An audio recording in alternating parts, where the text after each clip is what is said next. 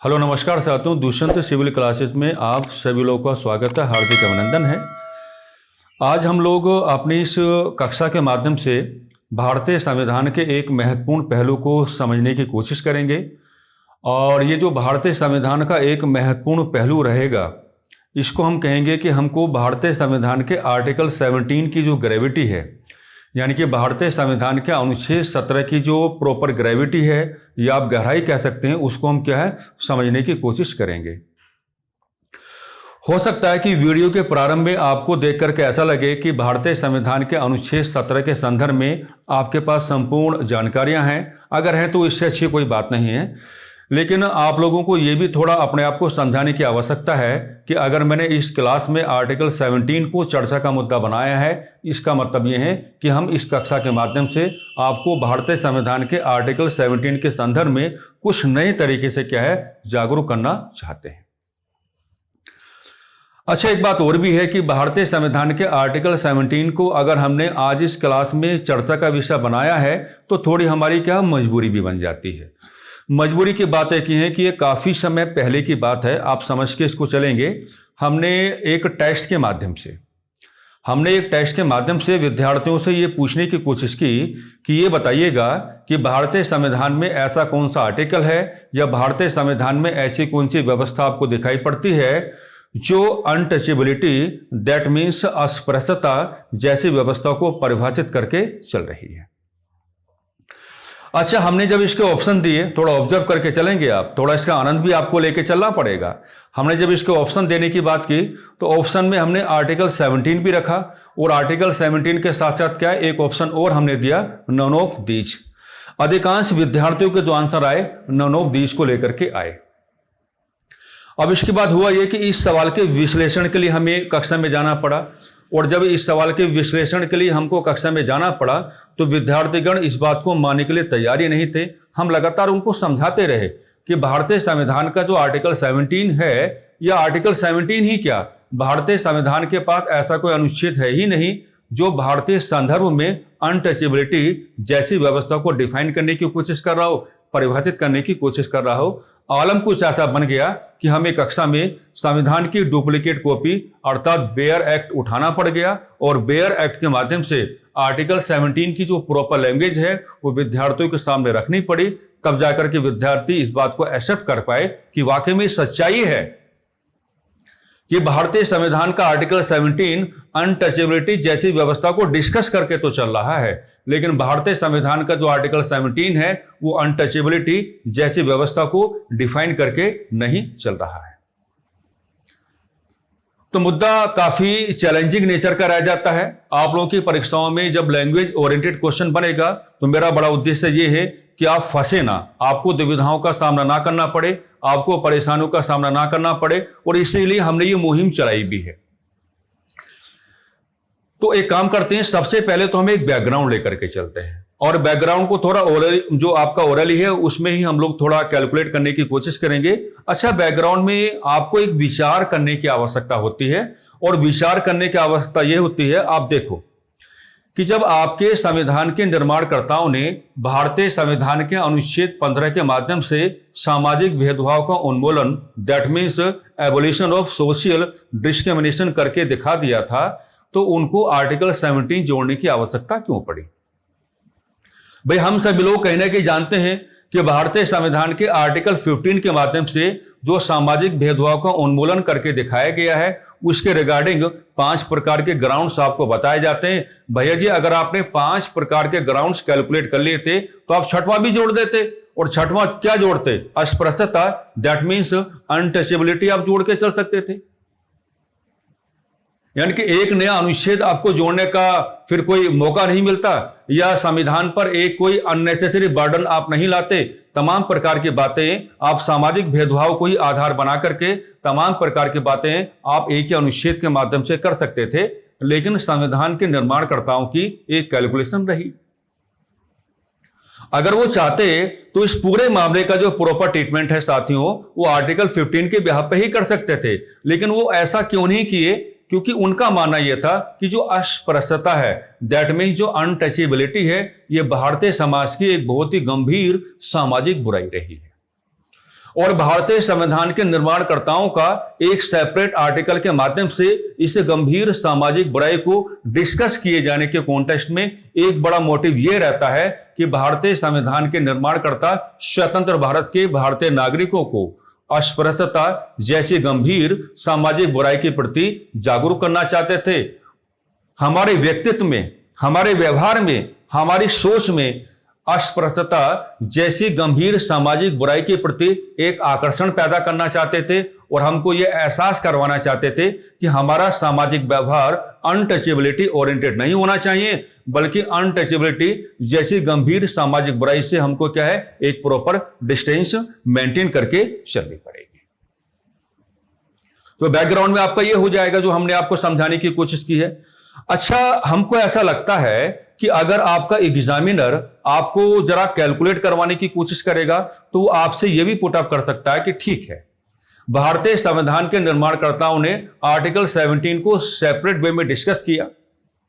हमने सारी बातें कर ली कि वो अनटचेबिलिटी जैसे गंभीर सामाजिक बुराई के संदर्भ में आपके व्यक्तित्व में, आपके व्यवहार में, आपकी सोच में एक आकर्षण पैदा करना चाह रहे थे। हम मान लेते हैं, कोई बात नहीं है।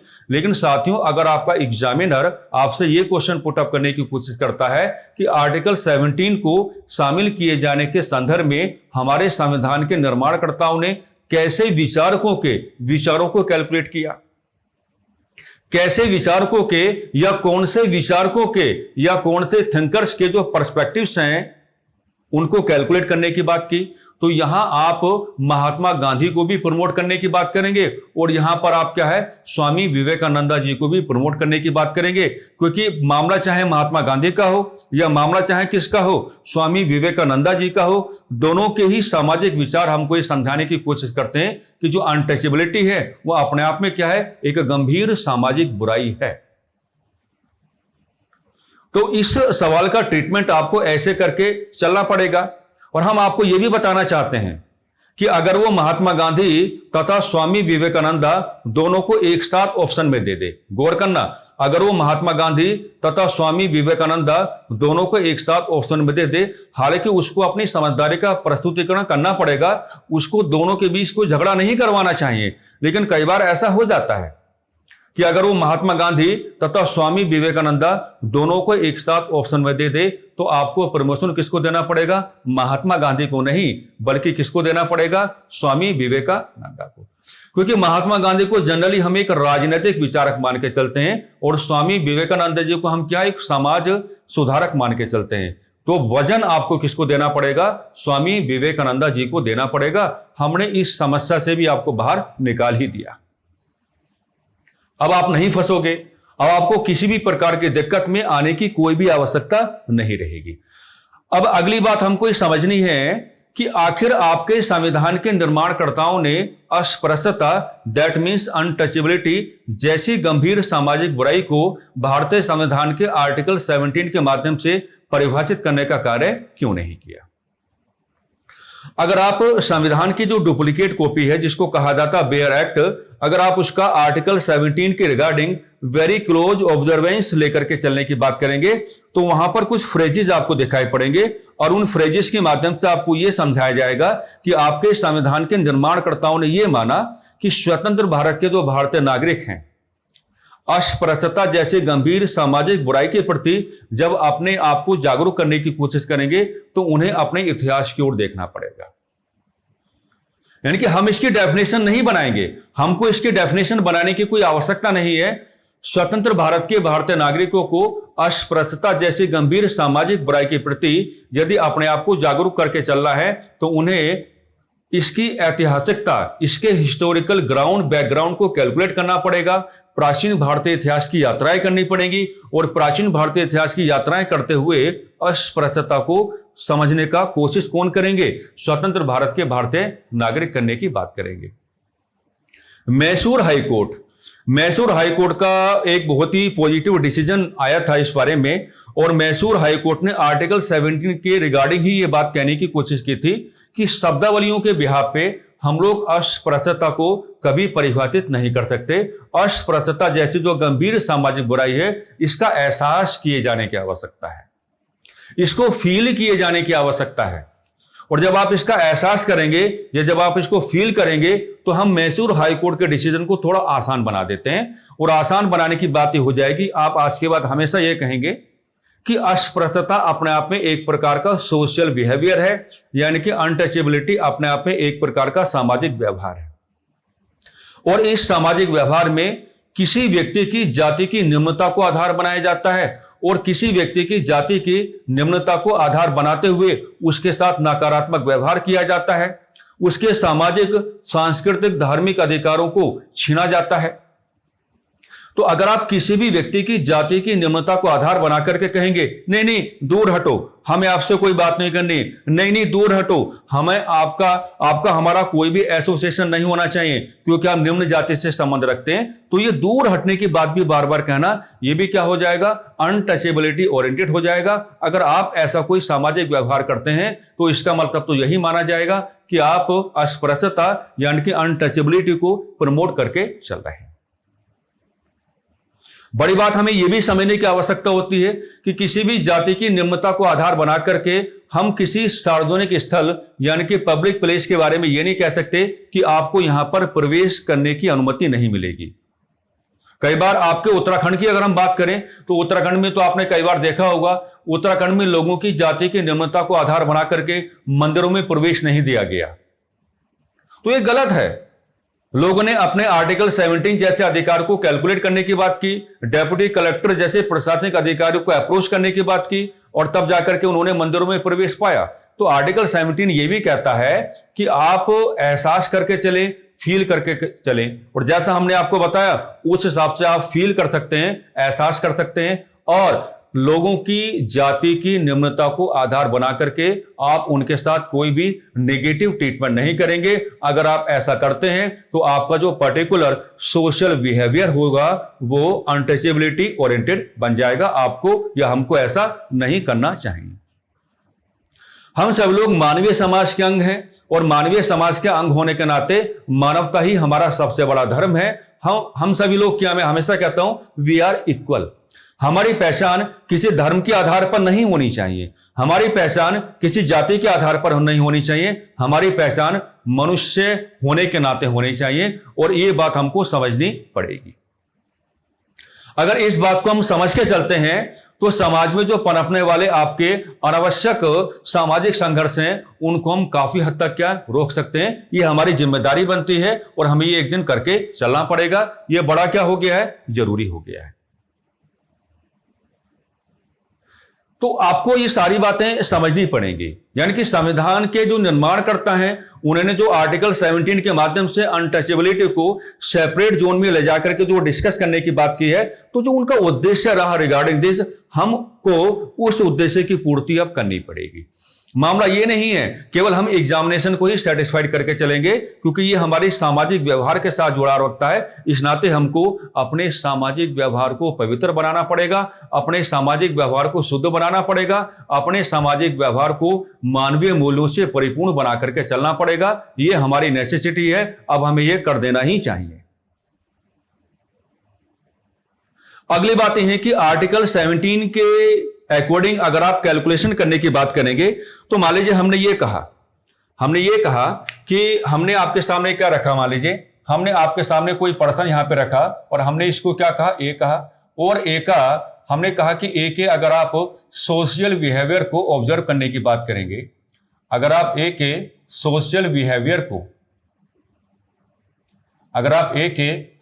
बिहेवियर को ऑब्जर्व करने की बात करेंगे, क्या करने की बात करेंगे साथियों, ऑब्जर्व करने की बात करेंगे, और अगर इसका व्यवहार क्या हो जाता है, अनटचेबिलिटी, और अगर इसका व्यवहार क्या हो जाता है, अनटचेबिलिटी ओरिएंटेड हो जाता है, अगर इसका व्यवहार क्या हो जाता है साथियों, अनटचेबिलिटी ओरिएंटेड हो जाता है, तो मामला क्या बनेगा, मामला यह बनेगा अब इस व्यवहार के साथ आपको क्या जोड़ना पड़ेगा, इस व्यवहार के साथ आपको जोड़ना पड़ेगा ग्राउंड ऑफ पनिशमेंट। इस व्यवहार के साथ अब आपको क्या जोड़ना पड़ जाएगा, इस व्यवहार के साथ अब आपको ग्राउंड ऑफ पनिशमेंट जोड़ना पड़ जाएगा। पनिशमेंट तो आपको देना पड़ेगा, अब देखिए ये जो आपका पनिशमेंट है, इस पनिशमेंट की जो वैल्यू होगी, इस वैल्यू को डिटरमाइन करने का काम कौन करेगा, इस वैल्यू को डिटरमाइन करने का काम कौन करेगा? तो हम कहेंगे इस वैल्यू को डिटरमाइन करने का जो राइट दिया गया है वो किसको दिया गया है? पार्लियामेंट ऑफ इंडिया को दिया गया है, यानी कि भारत की संसद को दिया गया है। पार्लियामेंट ऑफ इंडिया को दिया गया है, यानी कि भारत की संसद को दिया गया है। जनरली अगर हम बात करें तो पनिशमेंट में यह कहा जाता है कि आपको 500 रुपीज का क्या है? आपको फाइन देना पड़ेगा। आपको 500 रुपीज का क्या है? फाइन देना पड़ेगा। भैया जी अगर आपके पास 500 रुपए नहीं है तो इसका मतलब क्या होगा? आपको 6 मंथ यानी कि 6 महीने 6 मंथ आपको क्या है? थोड़ा जेल की हवा खानी पड़ेगी। या तो 500 रुपए दे दो या फिर क्या 6 महीने आप क्या है? जेल की हवा खा लो। अब इसमें हम पीपल्स रिप्रेजेंटेटिव एक्ट 1951 को जोड़ के नहीं चल रहे हैं, उनका मामला थोड़ा अलग रह जाता है। उसको हम क्या है किसी और क्लास के बिहाफ पे समझने की कोशिश करेंगे या कैलकुलेट करने की कोशिश करेंगे। तो ये जनरली हम बता रहे हैं कि जनरली आपको क्या है 500 रुपीज का फाइन आपको भरना पड़ेगा, और अगर आप फाइन भरने की कंडीशन में नहीं है तो 6 महीने का आपको क्या कारावास हो जाएगा। कारावास साधारण होगा, कठोर नहीं होगा। जिस तरीके से आर्टिकल 17 के बिहाफ पे हम ग्राउंड ऑफ पनिशमेंट की बात करते हैं और पार्लियामेंट ऑफ इंडिया को जिस तरीके से आपने क्या एम्पावर्ड करने की बात की है, तो यहां पर जो पार्लियामेंट ऑफ इंडिया रहेगी, यहां पर जो पार्लियामेंट ऑफ इंडिया रहेगी, ओके, तो पार्लियामेंट ऑफ इंडिया को कुछ डायरेक्शन भी देनी पड़ेगी। पार्लियामेंट ऑफ इंडिया को क्या कुछ डायरेक्शंस भी देनी पड़ेंगी। असल में जो मैं डायरेक्शंस लिख के दिखा रहा हूं इसका मतलब यह होगा कि पार्लियामेंट ऑफ इंडिया को क्या कुछ लॉज भी बनाने पड़ेंगे और उन लॉज के बिहाफ पे समझाना पड़ेगा कि भैया आपका जो सोशल बिहेवियर है वो अनटचेबिलिटी ओरिएंटेड नहीं होना चाहिए। तो हम आपको साफ साफ एक बात बताना चाहेंगे कि पार्लियामेंट ऑफ इंडिया ने अपनी इस पावर का यूज किया है। एक को तो आप कहेंगे untouchability, untouchability, untouchability offences act 1955, यानी कि हम ये कह सकते हैं यहां से सवाल चुराना कि भारतीय संविधान के आर्टिकल 17 ने जिस तरीके से पार्लियामेंट ऑफ इंडिया को एम्पावर्ड करने की बात की है, तो regarding this parliament of India ने अपनी शक्ति का जो वेरी फर्स्ट यूज किया था वो कब किया था? 1955 में किया था। और 1955 में जो आपके सामने कानून आता है, एक्ट आता है, उसको क्या कहते हैं? Untouchability offences. अनटचेबिलिटी क्या है? Offences act. लेकिन 1976 में इसको क्या है? परिवर्तित कर दिया गया। 1976 में क्या है? इसको हम कह सकते हैं कि रीनेम्ड, इसके नाम में परिवर्तन किया गया, इसको रीनेम्ड किया गया। और इसको रीनेम्ड कैसे किया गया? अब इसको क्या कहा जाता है? Civil rights. अब इसको क्या कहा जाता है? Civil rights protection act. Civil rights protection, civil rights protection act आज की डेट में क्या है? इसको कहा जाता है। ठीक है, तो देखो मामला ऐसा नहीं है जितना हमको लगता है ना। जो जो बातें हमने आपको समझाने की कोशिश की है, इन तमाम प्रकार की बातों का ईमानदारी से आत्मसातीकरण करके चलेंगे। और आर्टिकल 17 के बिहाफ पे अगर कोई लैंग्वेज ओरिएंटेड क्वेश्चन आपके सामने बनता है तो जो जो बातें आज हमने क्लास में डिस्कस की हैं, इन तमाम प्रकार की बातों को आधार बना करके आपका व्यवहार आ जाना चाहिए।